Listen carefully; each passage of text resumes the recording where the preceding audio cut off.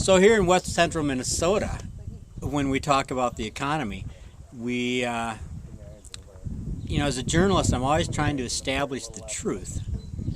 But as someone at my living room table once said, there's a lot of different aspects of the truth.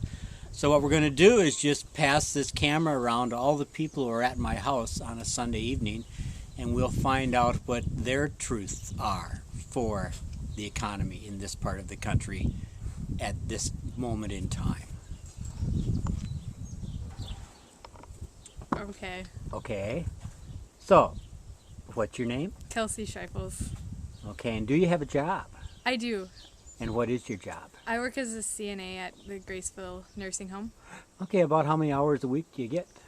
Well, some weeks I don't get any hours because I'm on call and I don't get to pick up any shifts, but some weeks I get like 2 days, which are 8-hour shifts.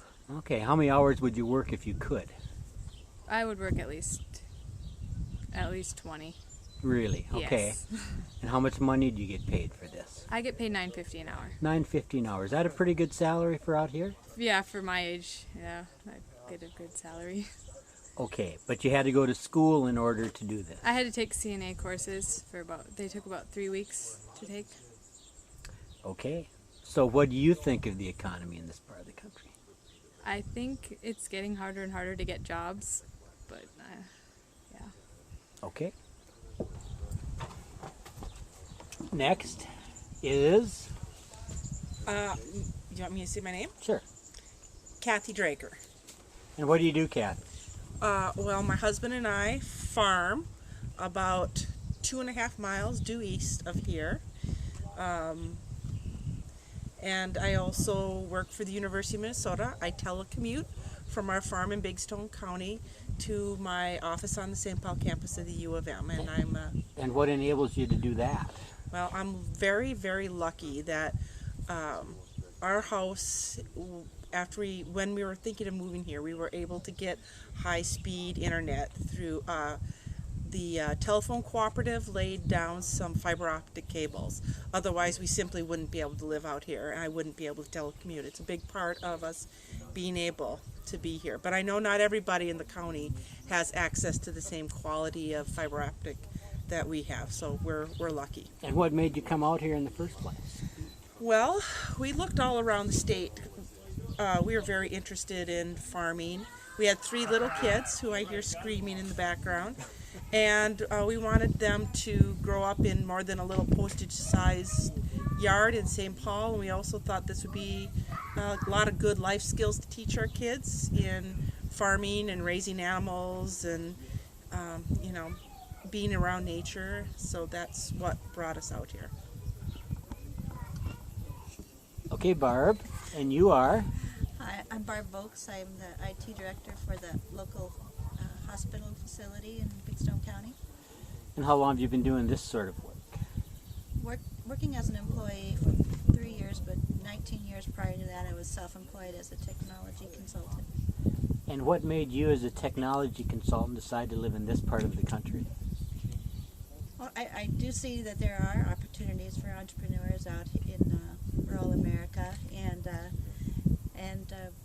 we came in the 80s and experienced economic difficulties with the employers we were working with at the time, and decided to try some new ideas on our own as self-employed people, providing services to the area, and it's worked out well. And next to Barb is? I'm Ken Vokes. What do you do, Ken? I'm an electrical contractor, and I also sell and service pneumatic center pivots. And I've been here about 30 years now. We went through the 80s, which was a tough time. The economic slowdown for me, I really haven't seen it. The weather seems to be more difficult than economic situations for my business. And how big an investment is a new irrigation system? Well, it depends. If you're starting from scratch, it's be over $100,000 For how many acres? for a quarter, which would be 160, or but you don't irrigate the whole thing because it's a circular type pattern, so it's more like 120 out of the 160 that you can actually irrigate.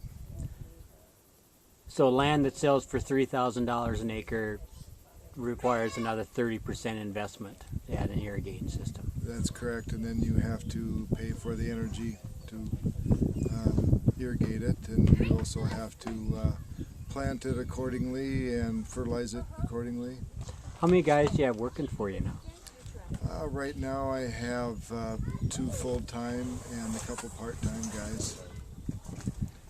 And you started out on your own? Started out on my own, yep. Hi, Tell us about yourself, Dan. Dan Moberg from Clinton, Minnesota, local farmer.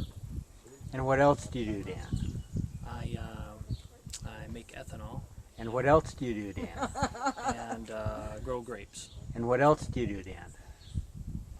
Let me see.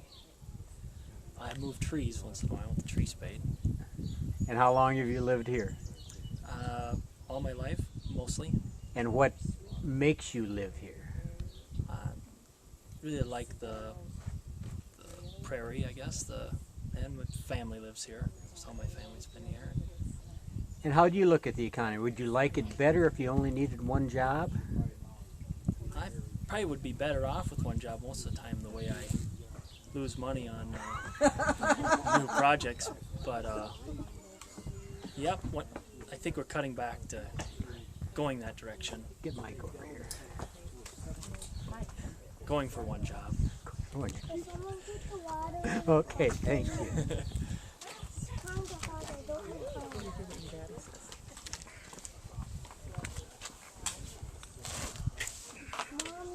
And what's up with you? Tell us who you are. I'm Mike Jorgensen. And what do you do, Mike? We have a farm a couple miles from here.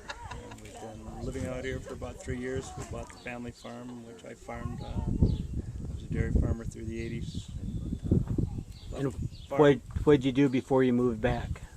I was working for a construction company in the Twin Cities area for about 10 years.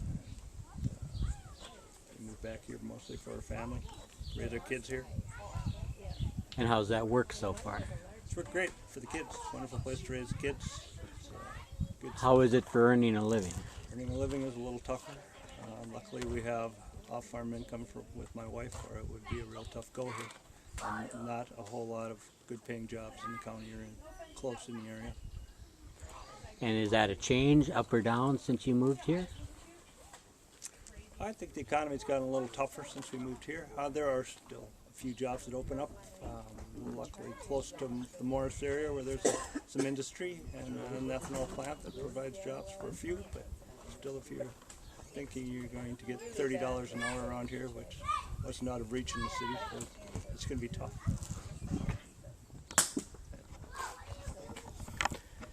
So there we are. Many aspects of the truth, and if I could get the rest of the crowd over here, you would hear even more varieties. But let's see what you can do with this.